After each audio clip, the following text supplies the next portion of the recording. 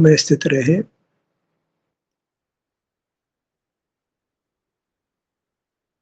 बाल गोपाल सभी जीवों को अपना अस्तित्व, अपनी सत्ता अनुभव में आती है, तो भी उसका अनुभव नहीं करके इंद्रिय ज्ञान में स्थित रहकर वे मूर्त कर्मों से बंधते हैं और संसार में दुख पाते हैं। ऐसा नहीं है कि जीवों को अपनी सत्ता अनुभव में नहीं आती हो, पर उस अनुभव में स्थित नहीं होकर बाह्य पदार्थों के जानने, रूप बाह्य पदार्थों से सुख पाने का प्रयत्न करते हैं। सत्ता को दो प्रकार से देखना चाहिए। एक तो उसका विस्तार है, क्षेत्र है, वह भी जीवों को अनुभव में आता है। जैसे हमको अनुभव में आता है कि सिर से पैरों तक में हूँ, अपने ऊंचाई, चौड़ाई, गहराई सब हमको अनुभव में आती है। एक भाग तो क्षेत्र है जो त्रैकालिक है, यानी हमारा विस्तार हमेशा रहता है। दूसरा, उसमें सुख दुख का परिणाम अनुभव में आता है। अपनी सत्ता के पास जाते हैं तो अपनी सत्ता एक क्षेत्र रूप से अनुभव में आती है। एक वहाँ सुख या दुख, दो में से एक हमको अनुभव में आता है।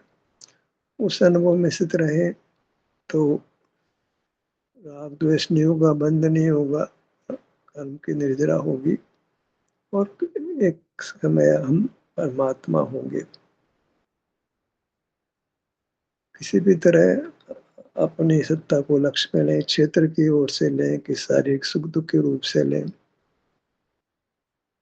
जिस रूप से लेते हैं वो मुख्य हो जाता है। क्षेत्र को लक्ष्य में लेते हैं तो क्षेत्र मुख्य हो जाता है।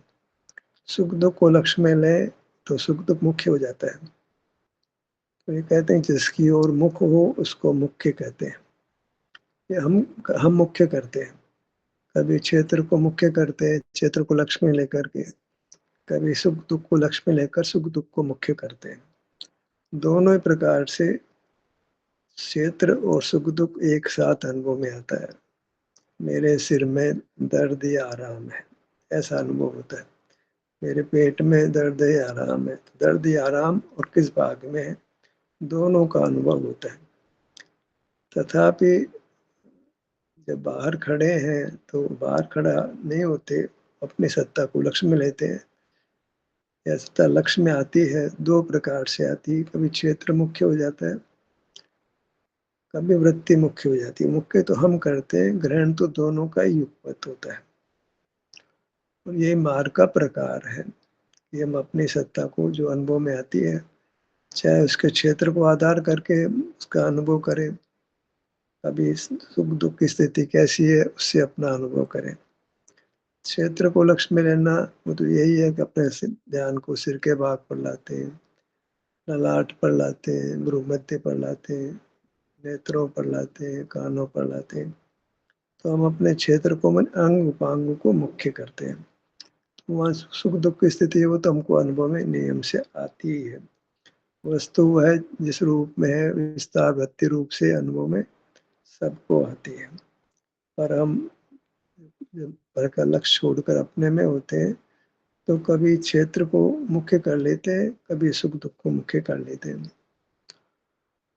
कभी हम कहते हैं कि स्वास्थ्य की स्थिति को अनुभव में लेते हैं, सुख दुख की स्थिति कैसी है अपने क्षेत्र में, तो वो सुख दुख को मुख्य करके अपने क्षेत्र को लक्ष्य में लेते हैं।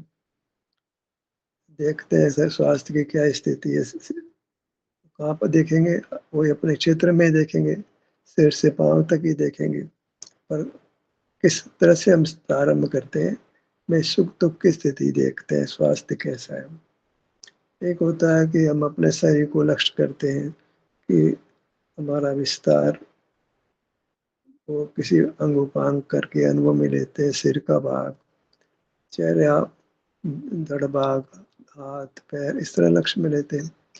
पर ग्रहण दोनों का ही होता है। ऐसा नहीं होता है कि एकांत दर्द आराम का ही अनुभव होता हो, एकांत शरीर भी अनुभव में आता हो, सुख दुख अनुभव में नहीं आता हो। वस्तु अपने विस्तार वृत्ति दोनों से एक साथ अनुभव में आती है। अब मुख किसकी ओर करते हैं, तो पर्याय की ओर मुख किया तो कोई पर्याय दृष्टि करके मिथ्या तो नहीं हो गया। ध्रुव को लक्ष्य में लिया तो साहब एकांत, आपने विस्तार को लक्ष्य में लिया तो इस वक्त सांख्य मत हो गया, ऐसा नहीं है। मुख्य तो करते हैं, पर स्वीकृति दोनों की हो तो एकांत नहीं होता है। भले विस्तार को लक्ष्य में लेते हैं तो कोई हम सांख्य मति नहीं हो जाती, या पर्याय को संवेदना को लक्ष्य में लेते हैं तो कोई बुद्ध मति नहीं हो जाते हैं। अगर स्वीकृति है हमारे को, ये क्षेत्र हमारा ही है, बुद्ध है वो संवेदना को लक्ष्य में लेता है, क्षेत्र को अपना नहीं मानता है। क्षेत्र कोई उस पुद्गल का तो वो पुद्गल के शरीर में दर्द होता है, पर अपने शरीर को वो स्वीकार नहीं करता है, उस तरह आत्मा को स्वीकार नहीं करता है। सांख्य है वो नित्य ही कहता है, संवेदना को फिर पुद्गल के खाते में डाल देता है। तो कहीं न कहीं जो है वस्तु का पूर्ण स्वरूप ग्रहण नहीं करते, तो हमको जो अपेक्षित शांति मिलनी चाहिए वो नहीं मिलती है। उसमें स्थिरता नहीं बनती है। कदाचित तो विकल्प टेम्पररी कर लेते हैं, लेकिन जीवन का अंग नहीं बनता है, जीवन का रूप नहीं बनता है। कारण कि असत्य के आधार पर मोक्ष मार्ग नहीं होता है। वस्तु एकांत क्षेत्र या एकांत सुख दुःख रूप नहीं है। क्षेत्र में ही क्षेत्र और सुख दुःख रूप है। सामान्य विस्तार उत्पादव्य ध्रुव्यात्मक है। ध्रुव क्षेत्र का है, विस्तार का है, और उत्पादव्य परिणाम का कहा जाता है। हालांकि द्रव्य ही दो प्रकार का है, लेकिन कथन में दो प्रकार हो जाता है, समझने में दो प्रकार हो जाते हैं, ग्रहण करने में भी दो प्रकार हो जाते हैं। मुख्य करने में, ग्रहण तो दोनों का ही होता है, पर मुख्य करने में भेद हो जाता है। कभी हम ध्रुव को मुख्य करते हैं, कभी अनित्य को मुख्य करते हैं। आराम की स्थिति तो अनित्य ही है, वेदना की स्थिति अनित्य, संसार सब में कोई परिणाम नित्य नहीं होता है, बदलता रहता है। मोक्ष में तो सुख की दशा है, लेकिन वह मुक्त करने की बात ही नहीं है। मुक्त करने की बात तो तब होती है जब परम का लक्ष्य हो। तब पर की ओर मुख होता है तो हम ये कहते हैं कि मुख अपनी ओर करो, ऐसे व्यवहार पद्धति है। बाहर मुख तो भीतर भी मुख कहने में आता है।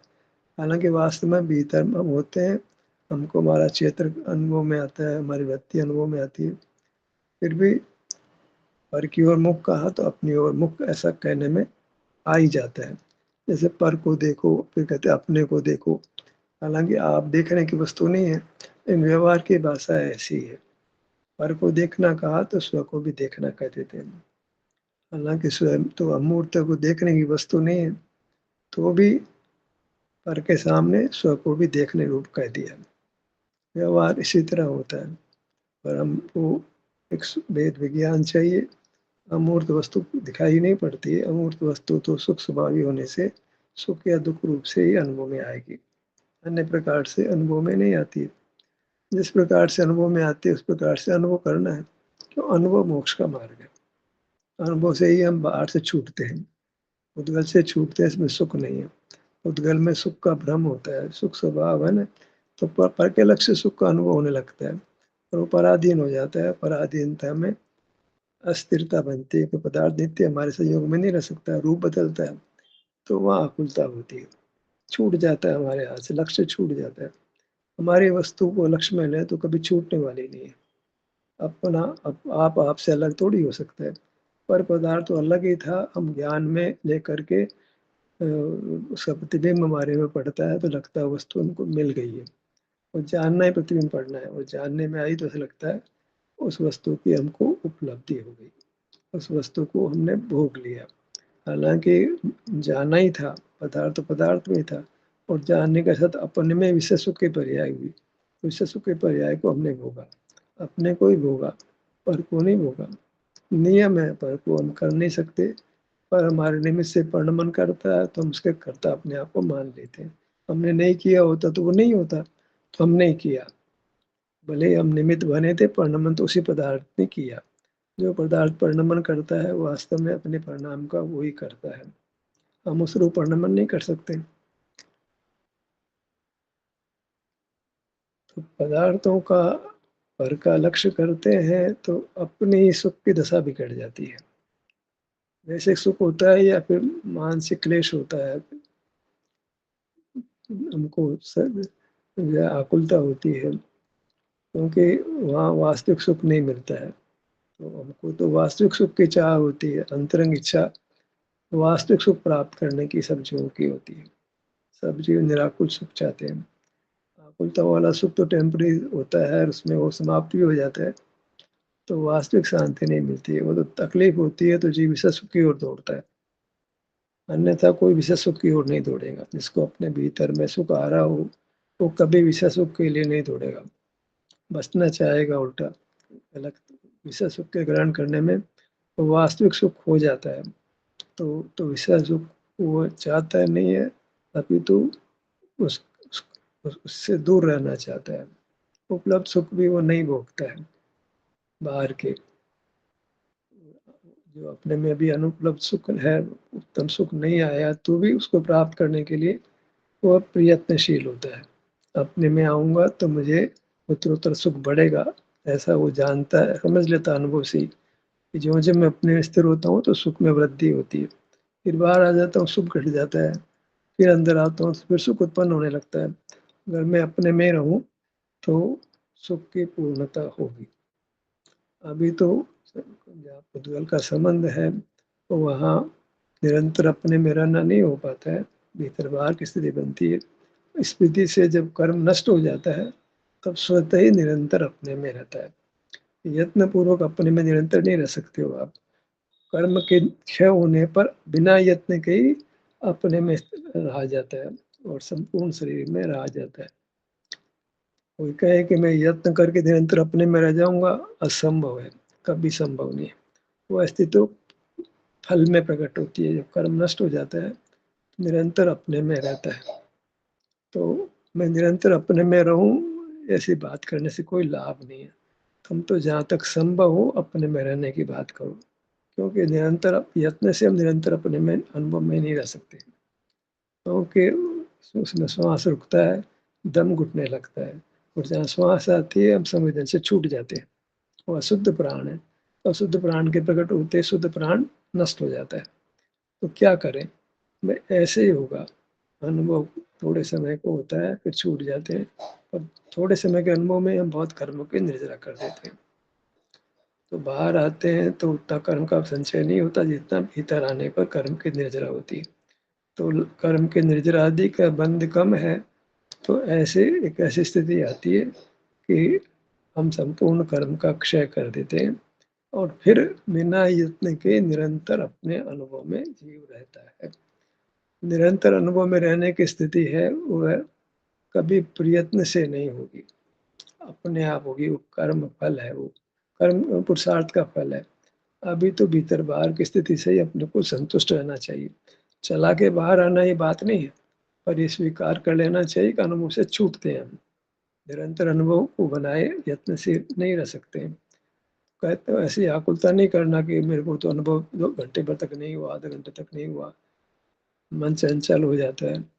कारण कि जहाँ श्वास लेने की स्थिति आती है तो उसी समय मन चंचल होने लगता है। श्वास को रोक कर नहीं रख सकते हम। तो, मन तो चंचल हो जाता है, इंद्रियां चंचल हो जाती हैं, तो फिर हमको तो लौट कर अपने में आना होता है, वो यत्न की जरूरत पड़ती है।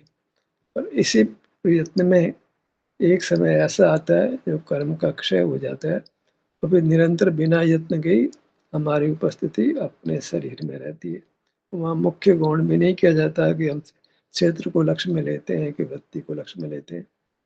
क्षेत्र वृत्ति का युगपद ग्रहण तो सभी को ही होता है, लेकिन अभी कोई विकल्प नहीं है कि मैं ललाट पे आऊँ, कि हाथ पे आऊँ, पेट पे आऊँ, कि सुख की स्थिति को तलाश करूँ, दुख की स्थिति को तलाश करूँ, सुख की स्थिति को तलाश करके उसका अनुभव करूँ। ये सब मोक्ष मार्ग में संसार अवस्था में सदमस्त अवस्था में ये सब कुछ परिणाम होता है। क्षेत्र भी बदलता है, सुख दुख की स्थिति बदलती है, पर मुक्त अवस्था में न क्षेत्र बदलता है न सुख दुख बदलता है। दोनों स्थायी हो जाते हैं, बिना यत्न के होता है। मोक्ष मार्ग यत्न रूप है, मोक्ष यत्न रूप नहीं है। मोक्ष मार्ग में भी धीरे धीरे यत्न कमी होती है, सहजता ज्यादा हो जाती है। वृत्ति अपने आप ही अपनी ओर आ जाती है संस्कारित होने से। जिस चीज का संस्कार होता है वो अपने आप रिपीट करता है। आगे आगे जो है वृत्ति को अपनी ओर लाने में या बाहर जाने से रोकने में, बाहर बाहर से हट करके अपने में आने में जो श्रम प्रारंभ में लगता है वो बाद में नहीं लगता है। तो आगे आगे मार्ग की सुगमता हो जाती है। पहले पहले वो मार्ग कठिन होता है, प्रयत्न अधिक करना पड़ता है, पर भावना तो हो ही जाती है कि भाई सुख बाहर तो नहीं है, मूल पदार्थों में तो नहीं है, अपने अस्तित्व में ही है। तो जगत में तो अपना सुख नहीं है, अपने क्षेत्र में अपना सुख है, अपने क्षेत्र में रहना है। तो वहाँ हमको सहज ही शारीरिक सुख दुख का अनुभव होता है। तो फिर हम शारीरिक सुख दुख को आधार करके आगे बढ़े, इस क्षेत्र को आधार करके आगे बढ़े, ग्रहण दोनों का ही होता है। तो वहाँ फिर कोई ऐसा विकल्प नहीं करना कि मैं ध्रुव हूँ क्या ध्रुव हूँ, क्योंकि वस्तुतः हम ध्रुवा ध्रुव हैं। विस्तार की ओर से देखे तो ध्रुव है, वृत्ति की ओर से देखे तो हम अध्रुव है। तो वस्तु स्थिति तो यही है कि एकांत ध्रुव नहीं है, एकांत अध्रुव नहीं है। वस्तु ध्रुवा ध्रुव है, नित्य नित्य रूप है। तो ये तो समझने के स्तर पर है, अनुभव में ऐसा कोई विकल्प नहीं होता है। तो होता है तो समझ लीजिए कि अनुभव से छूट गए हैं। तो फिर क्या करना, फिर ऐसी स्थिति बनाना कि विकल्प नहीं हो। क्षेत्र के सन्मुख होते हैं, सुख दुख शरीर का है उसके सन्मुख होते हैं, यानी उसका अनुभव करते हैं, अनुभव होता है समझ लीजिए। जब पर का लक्ष्य छूट जाता है तब। पर यह है कि संपूर्ण सुख अभी अनुभव में नहीं आता, संपूर्ण क्षेत्र भी हमारे अनुभव में नहीं आता। वह तो कर्म क्षय होने पर अपने आप ही आता है। हम चाहें कि हम यत्नपूर्वक सारे शरीर को अनुभव में ले लेंगे, वो नहीं पॉसिबल होगा। यत्न करके संपूर्ण सुख प्रकट कर लेंगे, अभी तत्काल ही अनुभव में ले लेंगे संपूर्ण पूर्ण सुख, वो भी नहीं है। ये सब अल्प सुख भोगते हुए, अल्प भाग को ग्रहण करते हुए हम रहते हैं। रंजन संक्रांति होती है और संक्रांति होती है, सुख दुख की स्थिति बदलती है। जिस क्षेत्र का अवलंबन लेते हो क्षेत्र बदलता है, कभी चेहरे के भाग पर है, कभी पेट के भाग पर, कभी पीठ के भाग पर। जहाँ दर्द की अधिकता वहाँ पहुँच जाते हैं, जहाँ आराम की स्थिति वहाँ सहज पहुँच जाते हैं। और ये सब हम इन सब से हम बाहर की दुनिया से विमुख होते हैं, क्योंकि बाहर की दुनिया में रहे तो राग द्वेष की उत्पत्ति होती है। राग द्वेष की उत्पत्ति होती है तो संसार बना ही रहता है। बाहर माने राग द्वेष, बाहर नहीं है माने वीतराग दशा। जो वीतराग दशा है उसमें हमको अपने क्षेत्र का ग्रहण होता है, अपनी वृत्ति का ग्रहण होता है, दोनों का एक साथ ही होता है।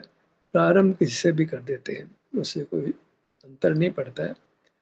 बस ये है कि हम अपने में आते हैं और कभी क्षेत्र को मुख्य करते हैं, कभी सुख दुख की स्थिति को मुख्य करते हैं। ग्रहण नियम से दोनों का होता है कि एकांत क्षेत्र रूप वस्तु नहीं है, एकांत सुख दुख रूप वस्तु नहीं है। वस्तु नित्यात्मक है, उत्पाद वेद भव्यात्मक है। ये तो जैन शासन की मुख्यता है कि वस्तु जैसी है वैसी ही ग्रहण करता है। अन्य मत में ये बात नहीं होती है। या तो दो ही मुख्य मत है जो है बाहर दर्शन के हिसाब से चर्चा करते हैं सिद्धांत की, तो वो एक तो सांख्य मत है या बौद्ध मत है। बाकी में तो भगवान की भक्ति मुख्य रहती है। भगवान तो वहाँ तो कोई मार्ग जैसी कोई बात है ही नहीं। वस्तु का स्वरूप कहना चाहिए, वस्तु का स्वरूप तो नहीं कहते, बस भगवान की भक्ति करो, दया दान उपहार करो, उपकार करो, उससे तो कोई मोक्ष मार्ग बनता नहीं। अपने बारे में क्या कथन है वो मुख्य बात। तो बौद्ध अपने सत्ता, जीव की सत्ता ही नहीं मानता है, प्रति समय सुख दुख का परिणाम ही मानता है। तो किसको सुखी करना है, किसको दुखी करना है। तो वहाँ ठीक है, संवेदना ग्रहण आप कर दो, आप ग्रहण करते हो ना, तो आप कोई वस्तु है ना, ये बात समझ में नहीं आती उनको। बस सुख दुख का अनुभव करो, तो करने वाला कोई है कि नहीं, तो इतना विचार नहीं करते, मूड हो गए। तो गुरु ने कह दिया कि अनित्यता है, वो भ्रम है, तो गुरु का वचन प्रमाण कर लिया। सुख दुख की संवेदना ही है, बाकी कोई संवेदना करने वाला कोई नहीं है, कोई नित्य पदार्थ नहीं है। बस संवेदना ग्रहण करने का परिणाम, फिर ग्रहण करने का परिणाम, बस ग्रहण करने वाले की बात नहीं है। किसको कह रहे हो कि आप वेदना का अनुभव करो, ये किसको कह रहे हो, कोई पदार्थ होगा इसको आप कह रहे हो। ऐसी बात वो चिंतन में नहीं आती है। क्यों नहीं आती है, अंधश्रद्धा हो गई है। सांख्य भी ऐसे ही है कि वस्तु अनित्य नहीं होती, नित्य ही होती है, अनित्य तो भ्रम है। उसको भी एक सुख दुख कहाँ नित्य रहता है, कभी सुख होता है कभी दुख होता है। तो कोई चीज मतलब नित्य दिखाई नहीं पड़ती है परिणाम में, संयोग बदलते रहते हैं। नित्य कहाँ आप ग्रहण करने में कोई पदार्थ नित्य रूप से ग्रहण नहीं कर सकते हो, हम भी, हमारा कोई परिणाम नित्य नहीं होता है। पर उनको भी आग्रह हो गया, हमारे गुरु ने ऐसा कहा है। ऐसे हमारे गुरु ने कह दिया कि भगवान को केवल ज्ञान होता है, भगवान को अनंत बल होता है, द्रव्य अनंत शक्तियाँ होती है। हम भी ऐसे कैसे गुरु की बात मान लेते हैं, सब गुरु के अंधे हो गए, गुरु का ऐसो सही। तो अनुभव से आपका आप गुरु होता है ये बात नहीं समझ पाते, किसी को गुरु मान लिया और आंख मीच के उसको फॉलो करने लगते हैं, तो कहीं भी नहीं पहुंचते हैं। जब तक अनुभव से कोई बात को प्रमाणित नहीं कर लिया जाए प्रयोग पद्धति से, और अच्छी तरह अनुभव करके प्रयोग पद्धति से उसको जांच लेते हैं, फिर कोई जो विश्वास करता है तो उसको अनुभव का आधार होता है, और अनुभव झूठ नहीं बोलता है। सिर में दर्द है तो है, नहीं है तो नहीं है, उसमें उसमें कोई क्या कर सकता है उसमें। अपना ही तो अनुभव करना है, तो अपने को पाँव से मस्तक तक यही मैं अपने अनुभव में आता हूँ, उसमें क्या गड़बड़ होगी। और सुख है तो है, दुख है तो दुख है, आराम है तो आराम है, थकावट है थकावट है। जो अनुभव में आ रहा है उसको कौन झुठला सकता है। तो अनुभव है वो आपको शारीरिक कर्म की शक्ति को कमजोर करता है। अपना अनुभव बाहर का एक्सपीरियंस की बात नहीं है, अपना अनुभव कर्म की शक्ति को कमजोर करता है, तो हमको सुख प्रकट होता है। साथ में शरीर अच्छा होता है तो इंद्रियां अच्छी हो जाती है, मन मस्तिष्क अच्छा हो जाता है, तो ज्ञान की बढ़वारी हो जाती है। ये बढ़वारी होती है तो पुद्गल के अच्छे होने से है, स्वभाव से नहीं है, ये बराबर जान लेना चाहिए। अभी पुद्गल का संबंध है, अनुभव करते हैं तो इंद्रियां सही हो जाती है, मस्तिष्क सही हो जाता है, तो पुद्गल निमित्त जो है वो परिणाम जो ज्ञान का है वो अधिक हो जाता है। अलग से कोई जीव का स्वभाव स्वाधीन स्वभाव ज्ञान नहीं है। अच्छा भोजन करें तो स्वास्थ्यवर्धक भोजन करें तो स्वास्थ्य अच्छा हो जाता है, उसमें जीव के स्वभाव का कोई मतलब नहीं है, जो मतलब बल रूप से स्वास्थ्य प्राप्त हो जाता है। नहीं भोजन करें तो निर्बलता आ जाती है। हम 4 महीने कुछ इनको अभ्यास हो जाता है, वो भी कुछ समय तक मान लो उपवास करते हैं, 10 दिन 11 दिन 12 दिन, तो कितने तो उपवास को बर्दाश्त कर लेते हैं, कितने तो उपवास के दौरान मर ही जाते हैं, इतनी कमजोरी आती है कि मर ही जाते हैं वो। तो क्योंकि बल बल का होना, बल जीवन के लिए बल की भी चाहिए होता संसार में। तो अगर आप आहार नहीं लेते हो, बल कमजोर, मान लो रक्तदान बहुत हो गया तो मर जाता है, रक्त के बह गया और मर जाता है। अनेकों बार मतलब हॉस्पिटल में ऐसा अनेकों बार तो ऐसी घटनाएं घट जाती है कि ग्लूकोज चढ़ाया, ग्लूकोज खत्म हो गया, ब्लड ऊपर जाने लग गया। ब्लड पहले बॉडी में कम होता है, जो ब्लड था वो दूसरी बोतल में चढ़ गया, तो वो जीव जो है उसी दौरान बेहोश होकर मर ही गया। तो ब्लड की इतनी कमी हो गई कि प्राण दे दिए। तो मतलब क्या है कि बल है वो धातु के आश्रित है, ब्लड निकल गया, सारा ब्लड निकल गया तो प्राणांत हो गया, निर्बलता आई, प्राणांत हो गया। ज्ञान और बल ये उद्गल के अधीन है। जरा सा शरीर खराब हो जाए, मस्तिष्क खराब हो जाए, स्मृति खराब हो जाती है, बुढ़ापे में स्मृति खराब हो जाती है।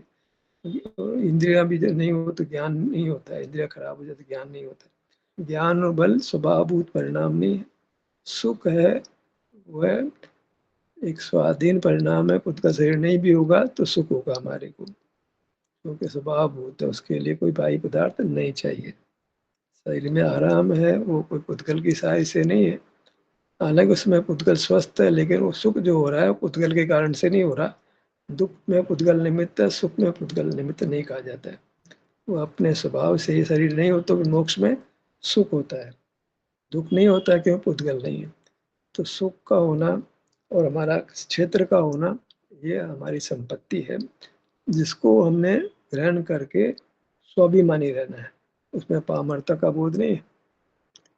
अन्यथा हम अवलंबित रहते हैं दूसरे पर, चाहे पत्नी पर रहे, कोई पति पर रहे, कोई भाई पे रहे, कोई नौकरी से पैसा आता है उस पर अवलंबित रहे, कोई व्यापार करता है, तो ये तो सब पराधीनता है, पर का अवलंबन है। और उसमें कभी जीव को विश्राम नहीं मिलता, सुख नहीं मिलता, थकता ही है। पर अपनी मूर्त को ग्रहण करता है, अपने क्षेत्र को, अपने सुख-दुःख को, उसमें बिल्कुल प्रकाश नहीं है। स्वावलंबन है तो स्वावलंबन से कर्म की निद्रा होती है, परावलंबन से कर्म का बंधन होता है। आँख से देखते हैं तो कर्म का बंधन होगा क्योंकि परावलंबन हो गया। आँख का भी परावलंबन हुआ, जिस विषय को देखा उसका भी अवलंबन हुआ। विचार किया तो मन का अवलंबन हो गया, बोले तो स्वरयंत्र का अवलंबन हो गया। जन्म से लेके मरण तक अवलंबन पर का अवलंबन पर के अवलंबन से जीते हैं। धर्म के नाम में पर का अवलंबन, प्रवचन कर रहे हैं तो पर का अवलंबन, शास्त्र पढ़ रहे हैं तो पर का अवलंबन, भगवान की पूजा कर रहे हैं, भगवान का दर्शन कर रहे हैं, पर का अवलंबन, और मान रहे कि हम धर्म कर रहे हैं। पल-पल पर का अवलंबन और मान रहे धर्म कर रहे हैं। अब तो धर्म तो इतना ही है कि हम अपने शरीर का अनुभव करते हैं, क्षेत्र का लक्ष्य करके करें, चाहे शरीर में सुख-दुःख का लक्ष्य करके, इसमें कोई कर्म का रोल नहीं, पुद्गल का रोल नहीं, परकल रोल नहीं है। इतना सा मोक्ष मार्ग था। किसी को धर्म का उपदेश देना है, धर्म का उपदेशक बनना इष्ट है आपको, हम तो उपदेश देना चाहते हैं। इतना ही उपदेश देना भी, अपने क्षेत्र को लक्ष्य में लो, क्षेत्र में जो सुख-दुःख है उसको लक्ष्य में लो। इतना सा ही धर्म है, इससे ज़्यादा धर्म बिल्कुल नहीं है। सब इससे ज़्यादा थोड़ा बहुत तो धर्म होगा, बिल्कुल नहीं है। इतना ही धर्म है। स्वानुभव करना, अपना क्षेत्र, अपनी वृत्ति दोनों का ग्रहण युगपत होता है, वो तुम करना, इतना सा धर्म है। अनुभव मोक्ष का मार्ग है, बाकी सब संसार मार्ग है। अब संसार मार्ग का जो उपदेश देते हैं, वो अपना संसार बढ़ाते हैं और श्रोता का भी संसार बढ़ाते हैं। या तो प्रवचन मत करो, करो तो संक्षिप्त सा प्रवचन करो। उससे अधिक प्रवचन करोगे तो अपना भी नुकसान और श्रोता का भी नुकसान। अपना नुकसान करो तो कोई बात नहीं, दूसरा नुकसान करो तो बहुत कर्म का बंध होता है। उपदेश नहीं देना चाहिए, क्या करो, अब मोक्ष मार्ग हमारे पास नहीं है, तो उपदेश दे करके तो हम हिंसा कर रहे हैं, दूसरे को उन्मार्ग पे लगा रहे हैं, पाप का संचय कर रहे हैं। तो कहते हैं उपदेश मत दो, जब तुम तो उपदेश का ग्रहण करो, अनुभूति स्वानुभूति प्रसूत वाणी को ग्रहण करके उस मार्ग पर चलो।